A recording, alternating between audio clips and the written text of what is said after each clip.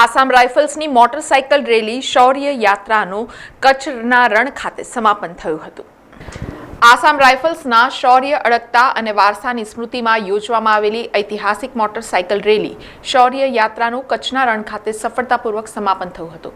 ગત 10મી માર્ચના રોજ અરુણાચલ પ્રદેશના વિજયનગરથી ફ્લેગ ઓફ સાથે પ્રારંભ થયેલી આ રેલી 9 રાજ્યોમાંથી પસાર થઈ હતી અને કુલ 4000 કિલોમીટર કરતાં વધુ અંતર કાપીને આસામ રાઇફલ્સ દિવસ પર કચ્છના રણ ખાતે એક ભવ્ય ફ્લેગિંગ સમારંભ સાથે સંપન્ન થઈ હતી. આ રેલી દરમિયાન દરેક સ્ટોપ પર રેલીનું પરંપરાગત સાંસ્કૃતિક પ્રદર્શન, સમુદાય કાર્યક્રમો અને જાહેર સંપર્ક કાર્યક્રમો દ્વારા સ્વાગત કરવામાં આવ્યું હતું.